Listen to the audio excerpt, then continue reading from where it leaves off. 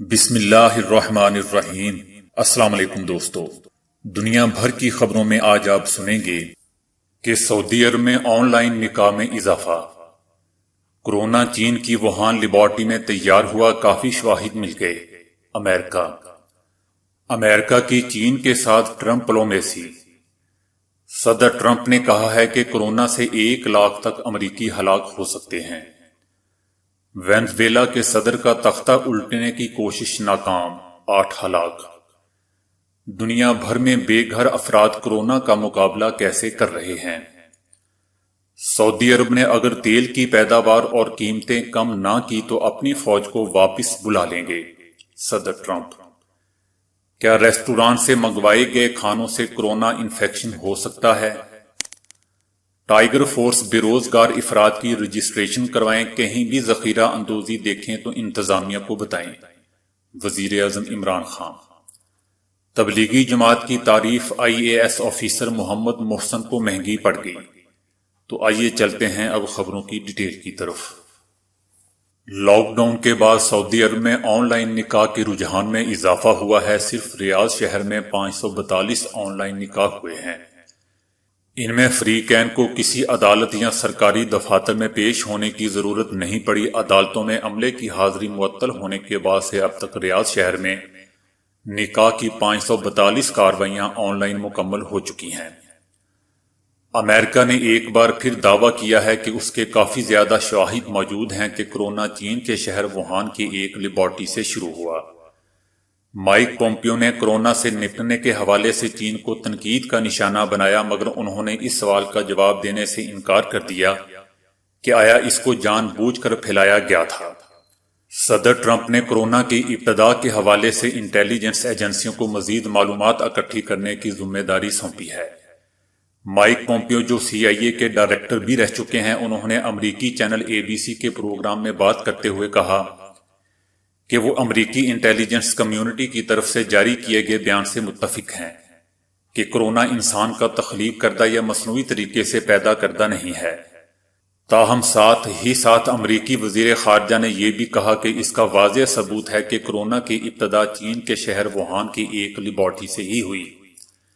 Mic Pompeo نے کہا کہ میرے خیال میں اب پوری دنیا دیکھ سکتی ہے۔ انہوں نے کہا کہ یاد رکھیں کہ دنیا کو بیماریوں سے متاثر کرنے اور غیر معیاری لیبارٹریاں چلانے کے حوالے سے چین کی ایک تاریخ رہی ہے۔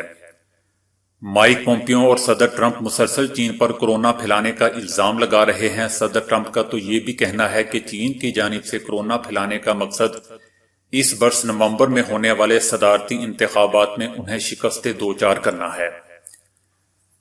BBC کہتا ہے کہ چین اور امریکہ کے درمیان کشیدگی کافی عرصے سے چل رہی ہے، لیکن کورونا اور امریکہ میں آنے والے صدارتی انتخابات نے اس تناؤ میں مزید اضافہ کر دیا ہے، اور حالیہ دنوں میں دونوں ملکوں کے درمیان لفظوں کی جنگ اپنے عروج پر پہنچ گئی ہے۔ ٹرمپ کی انتخابی مہم میں امریکہ کی پھلتی پھولتی معیشت کو مرکزی نقطہ بنایا جانا تھا، لیکن اب ایسا ممکن نہیں رہا۔ صدر ٹرمپ بہت سی ریاستوں میں اپنی مقبولیت کھو رہے ہیں کیونکہ کورونا کو پھیلنے سے روکنے میں ناکامی پر ان کے خلاف تنقید بڑھتی جا رہی ہے۔ اس سارے منظرنامے میں چین سامنے آتا ہے، جہاں سے یہ وبا شروع ہوئی۔ چین پر یہ الزام بھی ہے کہ انہوں نے کورونا کو دنیا بھر میں پھیلنے سے روکنے میں سستی سے کام لیا۔ چین مخالف جذبات میں اس وقت اضافہ ہوا ہے جب صدر ٹرمپ نے اقتدار سنبھالنے کے بعد چین کے خلاف تجارتی جنگ شروع کر دی تھی۔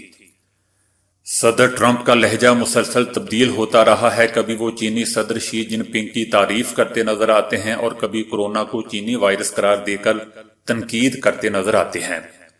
لیکن اب صدر ٹرمپ نے شدید انتخابی موقف اختیار کر لیا ہے اور یہ وعدے کر رہے ہیں کہ وہ چین سے نقصان پورا کروائیں گے۔ وزیر خارجہ مائک پومپیو اس تنقید میں سب سے آگے ہیں۔ وہ اکثر یہ بات دہراتے ہیں کہ چین کی کمیونسٹ پارٹی پر اعتماد نہیں کیا جا سکتا۔ ان کی تنقید زیادہ تر اس بات پر مرکوز ہوتی ہے کہ کورونا کے سامنے آتے ہی بیجنگ اسے روکنے میں ناکام رہا، اور وہ چین کی لیبارٹریوں کے محفوظ ہونے پر بھی سوال اٹھاتے رہتے ہیں۔ چین ان سب الزامات کی سختی سے تردید کرتا آ رہا ہے۔ اس کا کہنا ہے کہ یہ امریکی سیاستدان اپنی نااہلی چھپانے کے لیے اپنی عوام سے جھوٹ بول رہے ہیں۔ چین کے صدر کی حکمت عملی اپنے ماضی کے چینی صدور کے مقابلے میں بہت زیادہ جارحانہ ہے، کیونکہ چین کی طرف سے کہا گیا تھا کہ کورونا امریکی فوج نے پھیلایا ہے۔ امریکہ مسلسل چائنا پر الزام لگا رہا ہے، لیکن چائنا اس کو بالکل گھاس نہیں ڈال رہا، اس لیے امریکہ کا الزام دنیا میں سنا انسنا ہو رہا ہے۔ چائنا ان کے الزام کو اس قابل ہی نہیں سمجھ رہا کہ اس کا جواب دیا جا سکے۔ کیتھولک چرچ کے رہنما اور عیسائیوں کے روحانی پیشوا پوپ فرانسس نے کہا ہے کہ کورونا کے علاج کی ویکسین کی تیاری کے لیے شفاف اور غیر جانبدارانہ بین الاقوامی سائنسی تعاون کی ضرورت ہے، اور اگر کامیابی کے ساتھ ویکسین کی تیاری کر لی گئی تو اس کی دنیا بھر تک ممکنہ رسائی ہونی چاہیے۔ انہوں نے دنیا بھر کو کورونا کے خلاف خدمات سر انجام دینے والوں کا شکریہ ادا کرتے ہوئے بین الاقوامی تعاون کی حوصلہ افزائی کی ہے۔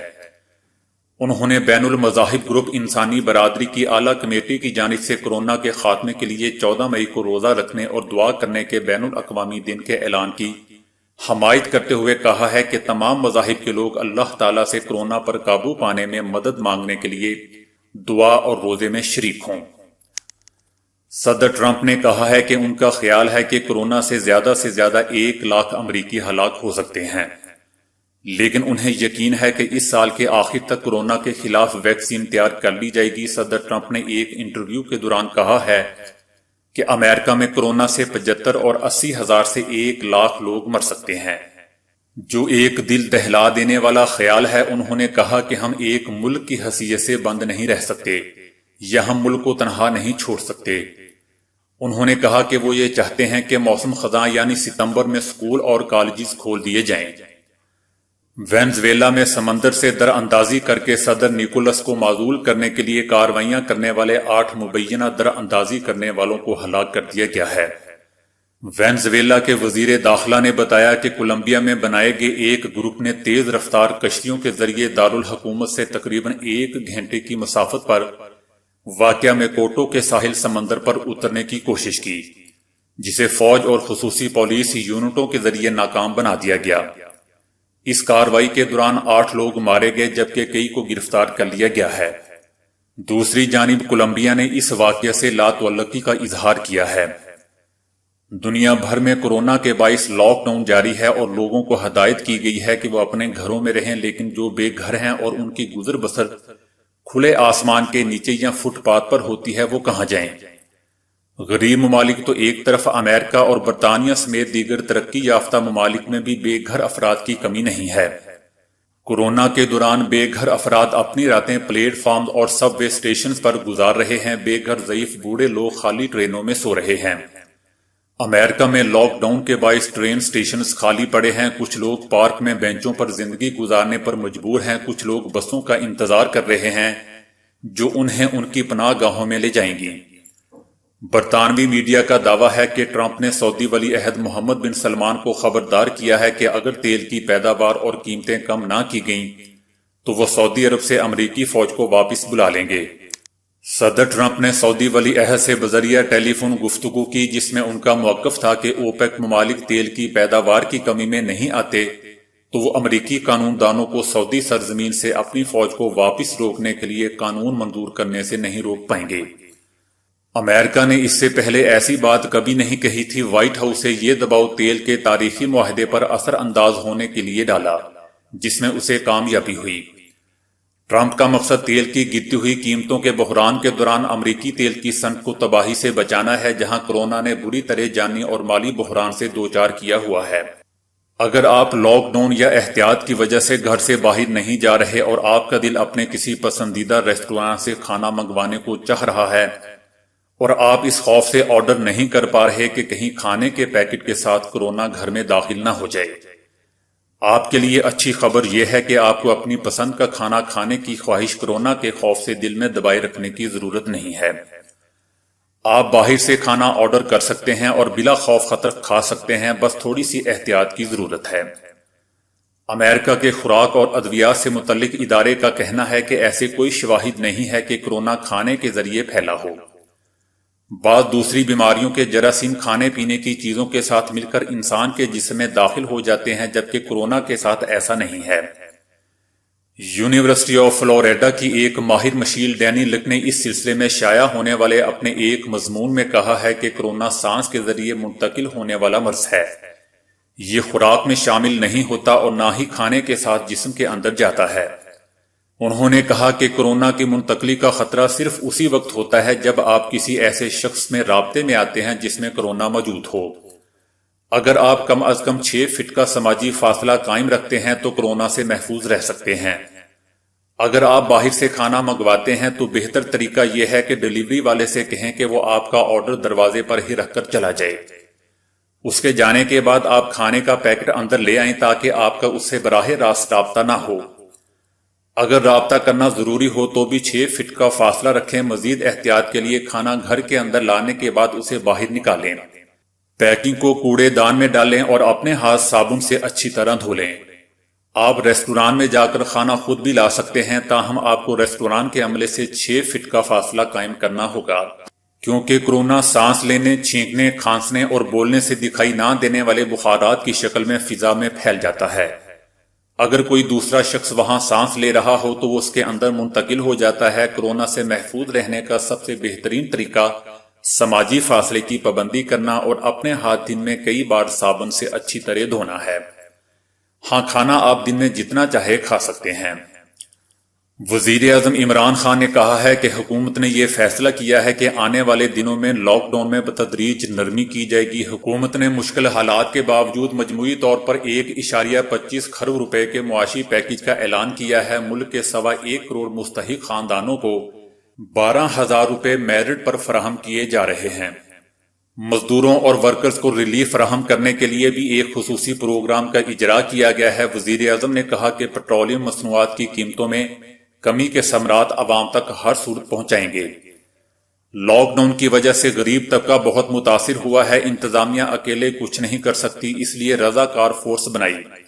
ٹائیگر رضاکارانہ طور پر انتظامیہ کی مدد کرے گی۔ برطانوی وزیر اعظم نے جب رضاکاروں کے لیے درخواست کی تو برطانیہ میں 2.5 لاکھ افراد نے خود کو رضاکار رجسٹر کروا لیا۔ وزیر اعظم عمران خان کا کہنا تھا کہ ٹائیگر فورس کے نوجوانوں کا شکریہ ادا کرتا ہوں۔ آپ کی سب سے بڑی ذمہ داری لوگوں کو آگاہ کرنا ہے۔ رضاکار لوگوں کو سماجی فاصلے اور دیگر احتیاطی تدابیر سے آگاہ کریں۔ کورونا پھیلا تو ہمیں پھر لاک ڈاؤن کی طرف جانا پڑے گا۔ وزیر اعظم نے کہا کہ لوگوں کی نوکریاں چلی گئی ہیں، لوگ مشکل میں پڑ گئے ہیں، لیکن لاک ڈاؤن کھولیں گے تو لوگوں کو دوبارہ نوکریاں ملیں گی۔ لوگوں کو کورونا سے بچانا اور روزگار بھی دینا ہے۔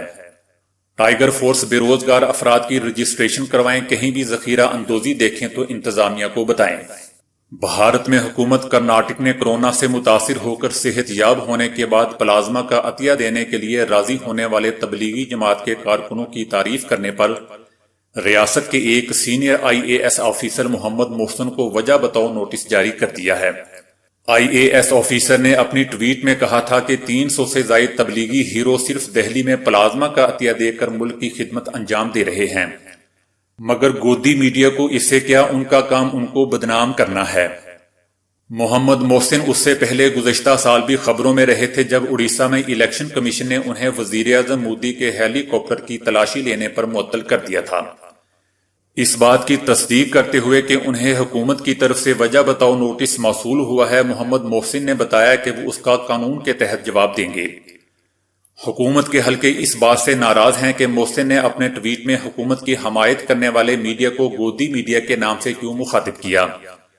حکومت نے محسن کو دیے گئے نوٹس میں کہا ہے کہ وہ آل انڈیا سروس رولز 1968 کی پامالی کے مرتکب ہوئے ہیں، اس لیے اس کی وجہ بتائیں۔ نوٹس میں خبردار بھی کیا گیا ہے کہ اگر وہ جواب نہ دے سکے تو ان پر کارروائی ہوگی۔ تو دوستو، آج کے لیے اتنا ہی۔ ویڈیو کو لائک، شیئر اور فالو کرنے کا شکریہ۔